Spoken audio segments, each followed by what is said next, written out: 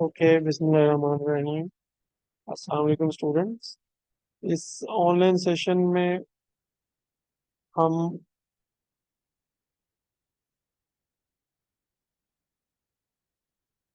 Requirements management and traceability का topic जो है पढ़ेंगे। उम्मीद है आप लोगों को आवाज़ आ रही होगी, कंफर्म कर सकते हैं। Yes sir. Okay, thank you बेटा। आप इस वक्त हमारे साथ कौन है? एमन है और फायजा है। ओके बेटा, स्टार्ट कर रहे हैं। ये हमारा लेक्चर 8 है सीरीज के हिसाब से। और इसी तरीके से इस लेक्चर में 3 टॉपिक्स हम रिव्यू करेंगे। वैसे इस टॉपिक पे काफ़ी इंफॉर्मेशन अवेलेबल है। तो 3 जो मेजर टॉपिक होंगे, first one is requirements management. Remember, हम टेस्टिंग के हवाले से, सॉफ्टवेयर टेस्टिंग और क्वालिटी एश्योरेंस के हवाले से बात करेंगे। And similarly second concept which we overview today is the traceability, and the third one is the tool which is commonly used to link requirement with the test cases, that is called requirements traceability matrix.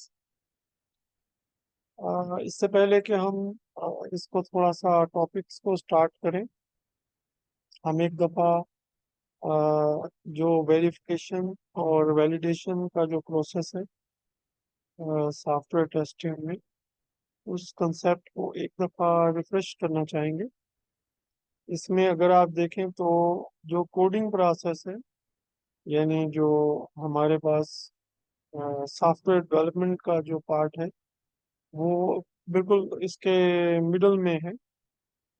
और ये जो software design का component है और जो coding का component है, that is subjected to the verification, whereas जो कि हमारे पास जो यूजर रिक्वायरमेंट्स और प्रोडक्ट, इस पर्टिकुलर केस में जो हमारे पास प्रोडक्ट है वो एक मेडिकल डिवाइस है जो कि हार्डवेयर एंड सॉफ्टवेयर का दोनों चीज़ें इसमें शामिल हैं। तो जो यूजर रिक्वायरमेंट्स के हिसाब से जो हम इसको देखेंगे, that component is called validation. We already familiar with these concepts, that software testing and quality assurance include both verification and validation. तो ये एक छोटा सा रिव्यू है जो हम इस आज के टॉपिक को स्टार्ट करने से पहले जो है इससे शुरू हो रहा है। उम्मीद है यहाँ कोई सवाल नहीं होगा। If there is any question students, you may ask.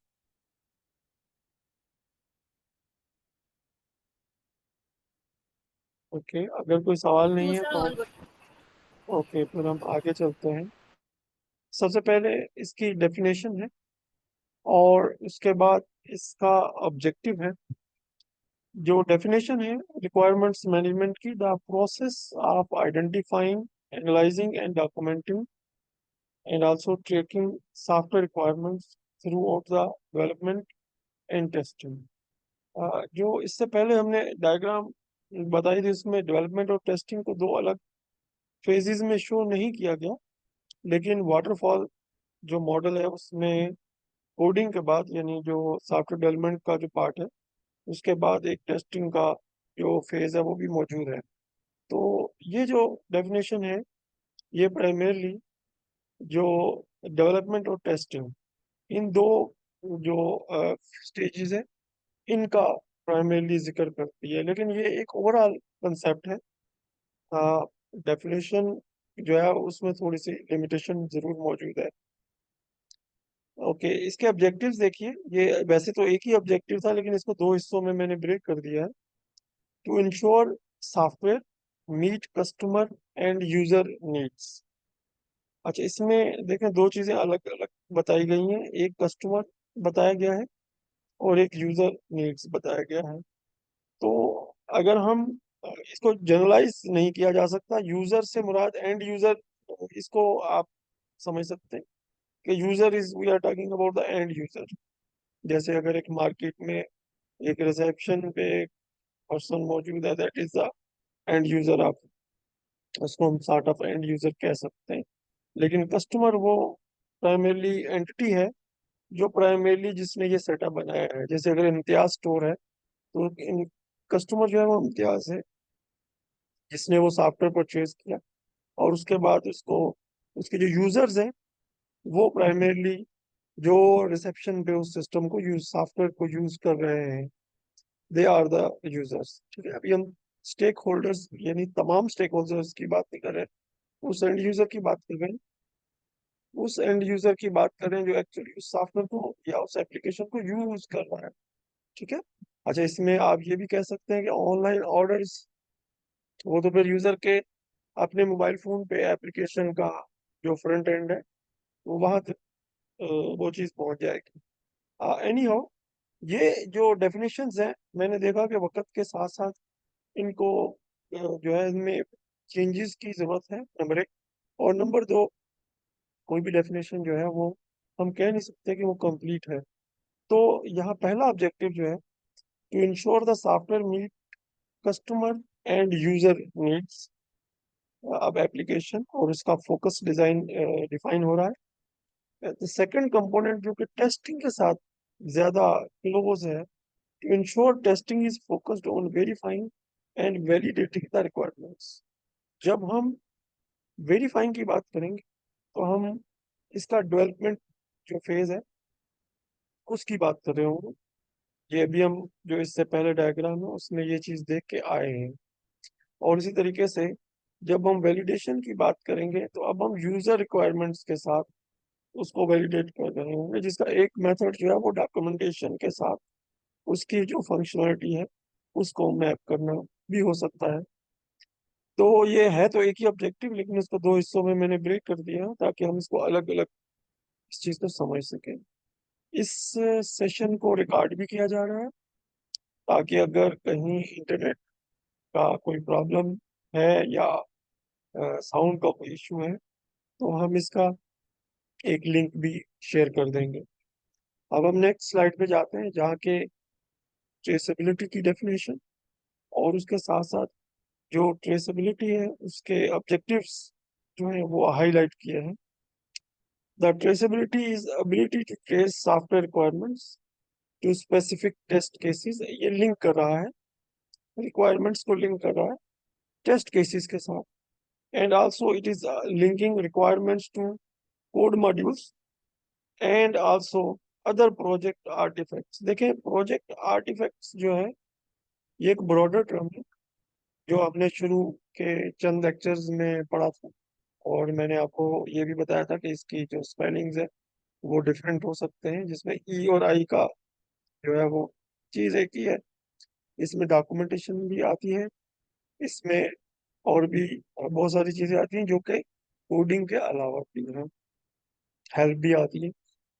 इसके ऑब्जेक्टिव्स देखिए, to ensure software meets specific या स्पेसिफाइड रिक्वायरमेंट्स जो कि रिटर्न है, and to ensure changes to requirements are properly assessed and implemented. यहाँ चेंजेस की भी जिक्र आ रहा है। अगर सॉफ्टवेयर बन चुका है या सॉफ्टवेयर जो है वो एक ऐसी स्टेट में है जहाँ अभी यूजर की रिक्वायरमेंट्स जो है वो तमाम उसमें इनकॉर्पोरेट नहीं हुई, स्टेप बाय स्टेप इनकॉर्पोरेट हो रही हैं, तो ये उस चीज को भी कवर करता है। चेंजेस चूंकि एविडेंट होती हैं, जैसे ही कोई एप्लीकेशन है उसका नेक्स्ट रिलीज आएगी, उसका अपग्रेड आएगा, या वो किसी को सोल्ड कर दी जाएगी एप्लीकेशन एज ए राइट, और वो उसको अपनी किसी बड़ी एप्लीकेशन के अंदर इंटीग्रेट करेगा या उसकी फीचर्स को इंटीग्रेट करेगा, या मे भी अपनी किसी प्रोडक्ट की फीचर को उसमें इंटीग्रेट करे। तो इसके यहाँ एक सिंपल कॉन्टेक्स्ट है, वहाँ इसका साथ साथ एक एक ब्रॉडर कंसेप्ट भी इस डेफिनेशन के अंदर मौजूद है। यहाँ आपका कोई सवाल है तो आप पूछ सकते हैं। अभी हमारे साथ कौन कौन है? एक और, अच्छा मास भी आ गए, ठीक है, ओके। अब हम आगे चलते हैं। Okay, what are the challenges in tracking project required? पहला चैलेंज तो बहुत एविडेंट, जो हमने इससे पहले स्लाइड में देख लिया, चेंजेस के हवाले से है। यहाँ कुछ और चैलेंजेस जो हैं उनको भी हाईलाइट कर दिया गया है। सेकंड लाइन से स्टार्ट करेंगे। High dependence on development environment, कौन सा सॉफ्टवेयर या डेवलपमेंट एनवायरनमेंट यूज हो रही है, टूल्स यूज हो रहे हैं। The third point is because some projects में हैव फ्यू रिक्वायरमेंट्स, अगर एक एप्लीकेशन का फुटप्रिंट या उसका जो इम्प्लीमेंटेशन वो स्मॉल लेवल पे है, जैसे फॉर एग्जांपल एक छोटी सी वेबसाइट क्रिएट करनी है, लेकिन एक ऐसा प्रोजेक्ट भी हो सकता है जिसमें जो रिक्वायरमेंट्स है वो बहुत ज़्यादा हो, जैसे फॉर एग्जांपल अब ये वेबसाइट जो है उसमें एक डेटाबेस के साथ यानी कैटलॉग भी होनी चाहिए, कस्टमर का डेटाबेस भी होना चाहिए, और फिर उसके बाद उसके एनालिटिक्स, फिर उसका आर्काइव का मैकेनिज्म भी होना चाहिए, फिर उसको एक्सेस करने के लिए जो है वो लेवल्स और डिफरेंट लेवल्स ऑफ एक्सेस। तो इसको हम देखेंगे एक टेम्पलेट की मदद से, जिसमें ये चीज़ें मजीद वाज़ेह हो जाएंगी। तो जो सेंट्रल आइडिया है इसका, कि जो चैलेंज है वो प्राइमरीली मोस्टली वो दो कंपोनेंट्स पे डिपेंड कर रहा है। एक तो प्रोजेक्ट या एप्लीकेशन का जो साइज है, और दूसरा जो है जो डेवलपमेंट इन्वायरमेंट जो है, जो कि उस एप्लीकेशन को बनाने के लिए यूज की गई है। और सॉरी, आप म्यूट कर दीजिए, मैं शायद उसको अनम्यूट कर रहा था, आप म्यूट कर दीजिए। हम इस सेशन को रिकॉर्ड भी कर रहे हैं, ताकि जो स्टूडेंट किसी वजह से हमारे साथ ऑनलाइन मौजूद नहीं है, ऑब्वियसली मुझे कुछ काम था तो मैं कुछ टाइम पहले ही घर पहुंचा हूँ, लेकिन ये स्लाइड्स रेडी हो गई थी अल्हम्दुलिल्लाह। तो ये स्लाइड ज़्यादा हैं भी नहीं, तो हम इंशाल्लाह जल्दी इसको वाइंड अप कर लेंगे। कुछ रिलेटेड कंसेप्ट्स जो हैं वो भी हम इसको देखेंगे, जो कि एक तो रिव्यू कर रहे हैं, रिफ्रेश हो जाएंगे, और दूसरा इनका लिंकिंग जो है वो ट्रेसेबिलिटी के साथ एसोसिएट हो जाएगा। So that requirements for software development, क्योंकि इससे पहले वाली स्लाइड में सॉफ्टवेयर डेवलपमेंट के साथ डिपेंडेंसी का जिक्र आया था। तो जो सॉफ्टवेयर डेवलपमेंट है उसकी क्या रिक्वायरमेंट्स हैं, क्योंकि टेस्टिंग में जहां हम कोड को चेक करेंगे और यूजर की रिक्वायरमेंट के हिसाब से उसको देखेंगे, साथ साथ हमें सॉफ्टवेयर जो डेवलपमेंट एनवायरनमेंट और जिसमें कोडिंग हो रही है उसका उसका भी हमें ध्यान में रखना, और प्रोजेक्ट को भी देखना है। तो दूसरी लाइन पे स्टार्ट करेंगे बिजनेस रिक्वायरमेंट्स। आमतौर पे हम जो है वो फंक्शनल और नॉन फंक्शनल रिक्वायरमेंट्स की बात कर रहे होते हैं, लेकिन रिक्वायरमेंट्स इससे बियॉन्ड भी हो सकती हैं, तो ये उसकी कुछ एग्जांपल्स हैं। बिजनेस रिक्वायरमेंट्स, फॉर एग्जांपल कोई ऐसा बिजनेस है जो insurance, medical insurance for example, उसमें कुछ लीगल एस्पेक्ट्स भी हो सकते हैं, कुछ स्टैंडर्ड्स हो सकते हैं, उन स्टैंडर्ड्स के हिसाब से यूजर रिक्वायरमेंट्स, यूजर का लेवल हो सकता है। यूजर रिक्वायरमेंट्स में जो एक चीज हमने भी फेस की है वो ये है कि एक यूजर शहर का यूजर, और एक यूजर जो कि जरा थोड़े ऐसे इलाके का जो कि थोड़ा कम पढ़ा लिखा या थोड़ा लैंग्वेज जहाँ बैरियर आते हैं, तो वहाँ पे भी इन चीज़ों को जरा देखना पड़ता है, क्रॉस कल्चरल रिक्वायरमेंट्स। फिर यूजर इंटरफेस रिक्वायरमेंट्स, इसमें एक छोटी सी एग्जांपल हमारे पास ऑलरेडी मौजूद है कि एटीएम और मोबाइल के इंटरफेस आमतौर पर बहुत इजी होते हैं और वो तेजी से लर्न किए जाते हैं, लेकिन कुछ एप्लीकेशंस ऐसी होती हैं जिसमें डेटा की जो एंट्री है वो बहुत कॉम्प्रिहेंसिव होती है। जैसे फॉर एग्जांपल, अगर कोई कस्टमर जो है वो बैंक में लोन लेने के लिए आए, उसकी बहुत सारी डिटेल्स जो है वो पेपर वर्क की सूरत में जो है वो चाहिए होती है, तो ऐसी एप्लीकेशन और टैक्स फाइलिंग की एप्लीकेशन, तो the user requirements, user interface requirements also very depending upon the application and the nature of development process. Then functional and non functional requirements, इसके बारे में हम काफी चीजें पढ़ चुके हैं ऑलरेडी कि इसका एक कॉम्बिनेशन जो है वो बनाएंगे टेस्टिंग के हवाले से।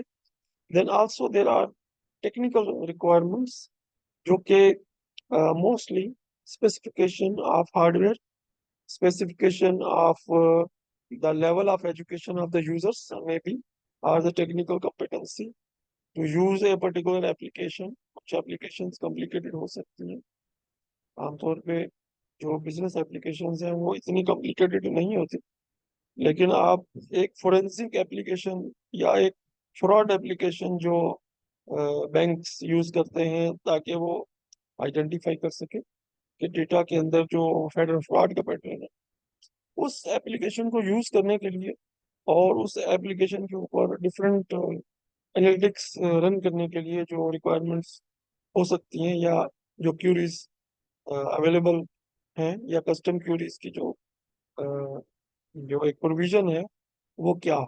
सो इस स्लाइड में ना सिर्फ फंक्शनल और नॉन फंक्शनल रिक्वायरमेंट्स, बल्कि इसके साथ और बहुत सारी रिक्वायरमेंट्स जो हैं उनको भी हाईलाइट किया गया है, क्योंकि इन रिक्वायरमेंट्स को हमने एक टेस्ट केस के साथ एसोसिएट करना, तो ट्रेसेबिलिटी मैट्रिक्स बनेगी, रिक्वायरमेंट्स ट्रेसेबिलिटी मैट्रिक्स।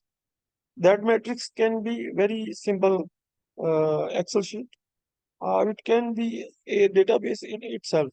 ठीक है, इसकी दो एग्जांपल्स हमने इस स्लाइड में या इस लेक्चर में कोट किए हैं। अब हम इससे थोड़ा सा आगे जाएंगे। रिक्वायरमेंट्स मैनेजमेंट या तो कागजी कार्रवाई है, या फिर वाकई उसकी कोई अहमियत या हकीकत है और उसकी रियलाइजेशन की इम्पोर्टेंस है। देखिए, ये डिपेंड करेगा कि अगर तो कंपनी बड़ी कंपनी है और एक स्टैंडर्ड कंपनी है, तो उसके पास यकीनन एसओपीस होंगे, स्टैंडर्ड ऑपरेटिंग प्रोसीजर्स होंगे, जो ये इंश्योर करेंगे कि जो रिक्वायरमेंट्स मैनेजमेंट है वो एक इफेक्टिव प्रोसेस की सूरत में एग्जिस्ट कर रही हो और इम्प्लीमेंट भी हो। लेकिन छोटी कंपनीज में ऐसा यकीनन नहीं होगा। अब हम इसमें जो पॉइंट्स दिए हुए हैं उनको एक दफा देख लेते हैं। अगर हम इफेक्टिव रिक्वायरमेंट्स मैनेजमेंट की बात करें, तो it should reduce defects and errors in the application, जो कि अल्टीमेटली सॉफ्टवेयर की क्वालिटी को इम्प्रूव करेगा, और इसके साथ साथ कस्टमर सेटिस्फेक्शन भी इम्प्रूव होगी, क्योंकि एप्लीकेशन के अंदर जो बग्स हैं, जो उसके अंदर डिफरेंट फेलियर्स के जो चांसेस हैं या रेट है, दैट अल्टीमेटली डिक्लाइन, कम होगा, ना होने के बराबर हो। Then it also reduces development time and cost in a longer run. देखिए, ये लास्ट पॉइंट इंपॉर्टेंट है, क्योंकि जब आप इनिशियली इस चीज को से गुजरेंगे तो यू विल सी के टाइम इसमें ज्यादा लग रहा है, लेकिन ओवर ए रिपीटेड साइकिल्स, यानी लेट्स से एक प्रोजेक्ट कंप्लीट हुआ, दूसरा प्रोजेक्ट, तीसरा प्रोजेक्ट, देन हम देखेंगे कि इट इज पॉसिबल कि that we have a dictionary जिसमें के टेस्ट केसेस ऑलरेडी स्टैंडर्ड जो हमारे पास रिक्वायरमेंट्स हैं उनके साथ मैप हो और उनकी लिस्ट ऑलरेडी मौजूद हो। दैट मीन जो टाइम हमारा इस चीज को मैनेज करने में या इस टूल टूल को यूज करने में यूज है, दैट अल्टीमेटली रिड्यूसेस। तो एक अच्छा एट्रीब्यूट इफेक्टिव रिक्वायरमेंट्स मैनेजमेंट का ये है कि it reduces development time and cost, जो कि कंट्राडिक्ट कर रहा है जो इससे पहले हमने पढ़ा था जिसमें कि एक सॉफ्टवेयर टेस्टर को ब्लेम किया जा रहा था इस वजह से कि उसकी वजह से जो है वो रिलीजेस जो है वो लेट हो रही है। क्यों? क्योंकि वो टेस्टिंग में बहुत सारा टाइम कंज्यूम कर रहा है। इस चीज को हम दोबारा से भी रिविजिट करेंगे, इस कंसेप्ट को। लेकिन इफेक्टिव रिक्वायरमेंट्स मैनेजमेंट का एक एट्रीब्यूट जो है ये भी नोट कर लेना चाहिए कि इसकी वजह से कुछ फायदे यकीनन होंगे। No why there is a need for traceability. अगर इसके बारे में बहुत सारी चीजें लिखी गई हैं, लेकिन कुछ चीजें जो है वो हमने यहाँ नोट की हैं। Because the traceability ensures requirements are accurately implemented. क्योंकि रिक्वायरमेंट्स जो है वो एक डॉक्यूमेंट की सूरत में और agreed documents within stakeholders and the software development team specially. ठीक है। चार्टर आमतौर पे जब हम काम कर रहे थे तो प्रोजेक्ट जो ऑफिस था, it usually talk about A charter. That charter is primarily requirements that is based on the user requirements and the project plan. इसका एक कम्बिनेशन, ये मजीद डिटेल में भी हो सकता है या हो जाता है, बट इट डिपेंड्स के इस पे कितना टाइम जो है वो कंज्यूम किया गया है। It verifies, second point, verifies that test covers all the requirements. बाज़ दफा ये मुमकिन नहीं होता, लेकिन जो मेजर रिक्वायरमेंट्स हैं उनको कवर करना तो लाजमी है। जहाँ वेरीफाई का जिक्र आएगा तो मैं ये देखा है कि जो ब्लॉग्स हैं आमतौर पे वो वेरिफिकेशन और वैलिडेशन का जो कंसेप्ट है इसको वेरिफिकेशन के तौर पे यूज करते हैं। लेकिन हमें being a master level student ये चीज ध्यान में होनी चाहिए कि verification is also include the validation. ये हम पहले पढ़ चुके हैं कि verification also include the validation. So it is not only the code which is gone through the testing process, but also the validation of the user requirements. Third point पे हम आएंगे, identify and address the defects and errors early on, जो कि एक अच्छा sign है, जो कि एक प्रोएक्टिव अप्रोच है। ऑब्वियसली इस अप्रोच का कुछ कॉस्ट या इसका टाइम टाइम कॉस्ट भी इंक्लूडेड हो सकती है। लेकिन जिस तरह मैंने आपसे कहा कि अगर ये प्रोसेस एक से ज्यादा दफा रिपीट हो चुका है तो उस सूरत में एक लाइब्रेरी जो है या एक कैटलॉग जो है वो ऑलरेडी बननी शुरू हो गई होगी, कि जिसकी मदद से कुछ एरर्स या कुछ डिफेक्ट्स जो है वो नोन होंगे, कि these errors are common at a very early stage of development. तो दैट विल हेल्प के जो नए प्रोजेक्ट्स हैं उनके अंदर जो है एक जो रिएक्टिव अप्रोच है उसको प्रोएक्टिवली इम्प्लीमेंट किया जा सके।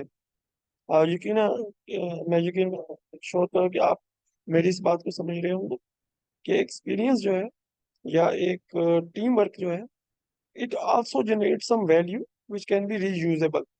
और ये वो फंक्शन या कोड नहीं है या कोई ऑब्जेक्ट ओरिएंटेड प्रोग्रामिंग की क्लास या ऑब्जेक्ट नहीं है जिसको हम रीयूज कर रहे हैं, but this is something which जो स्किल्स और फिर पैशन के पार्ट में आ जाएगा।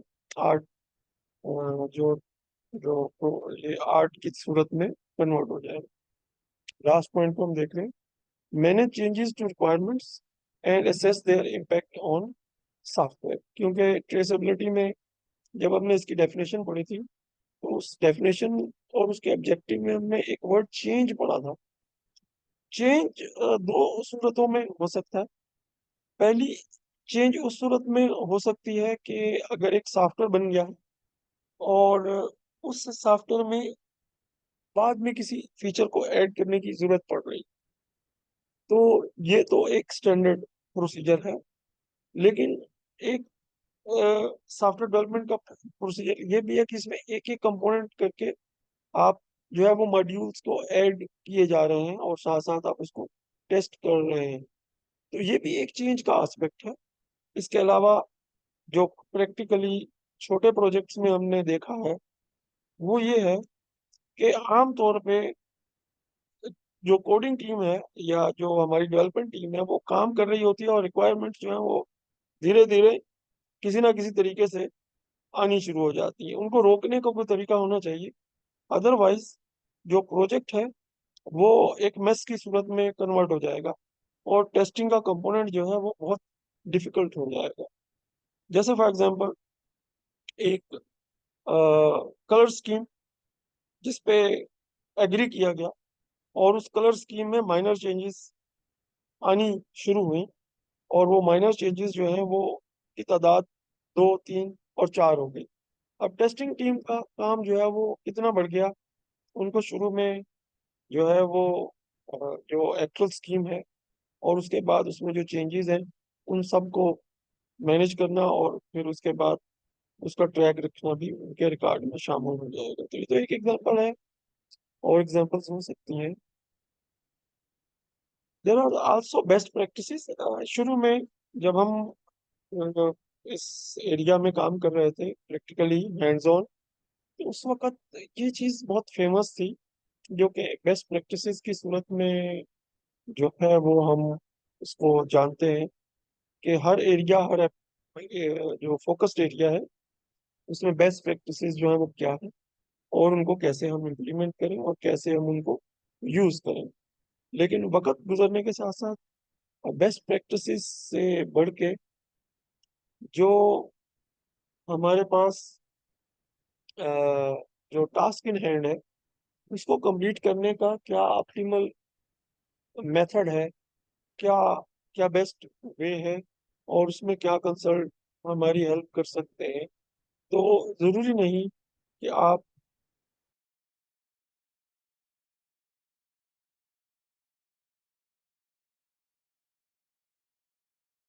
ओके मेरे ख्याल में ये सेशन थोड़ी देर के लिए डिस्कनेक्ट हो गया था,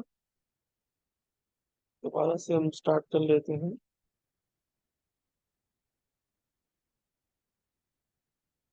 एक स्लाइड हमें पीछे जाना पड़ेगा। ओके, बेस्ट प्रैक्टिसेस की हम बात कर रहे थे। आप लोगों को मेरी आवाज़ आ रही है? सर आगे। Okay, thank you. Recording is also in progress, लेकिन यहाँ नेट हो सकता है थोड़ा सा स्लो हो। आज असल में मैच भी आ रहा है, तो वो थोड़ा, ये भी एक जिसकी वजह से इंटरनेट काफ़ी लोग यूज़ कर रहे हैं, ये भी है। ओके, बेस्ट प्रैक्टिसेस से हम आगे चले जाते हैं। एजाइल टेस्टिंग का एक छोटा सा रिव्यू है, we already gone through it, कि एजाइल टेस्टिंग जो है उसमें जो है वो the main component is that there is a lot of iteration and lot of क्या कहते हैं मीटिंग्स, जिनके अंदर जो है वो बहुत सारे काम जो है वो बहुत अच्छे अंदाज में हो जाते हैं। We are moving towards the tools, जिसके अंदर जो है वो 3 हिस्सों में मैंने इसको डिवाइड कर दिया। अगरचे ये टूल्स जो हैं ये एक ही कैटेगरी में आ रहे हैं, लेकिन these are some of the tools जो कि यहाँ पे मेंशन किए हैं। और हम जो है वो रिक्वायरमेंट्स ट्रेसेबिलिटी टूल की एक एग्जांपल जो है वो, ट्रेसेबिलिटी मैट्रिक्स की एक एग्जांपल जो है वो देखेंगे। ये एक एग्जांपल है जिसको हम देखना चाहेंगे, और ये सेशन जो है ये यहीं पे कंप्लीट हो जाएगा आज का। अगरचे इसके बाद भी कुछ स्लाइड्स मौजूद हैं, लेकिन वो आपके लिए एक रीड योरसेल्फ का एक सिनेरियो जो है वो दे दिया है। इसमें देखें, रिक्वायरमेंट ट्रेसेबिलिटी मैट्रिक्स एक एक्सेल की एक शीट पे बनाई गई है, और एक टेबल के फॉर्म में है जिसमें 5 रिक्वायरमेंट्स लिखी गई हैं, और इसी तरीके से हर रिक्वायरमेंट के अगेंस्ट एक टेस्ट आईडी जनरेट की गई है। पहली रिक्वायरमेंट जो है उसको मैं देख लेता हूँ। User shall be able to log in with valid credential. This is a description of the requirement.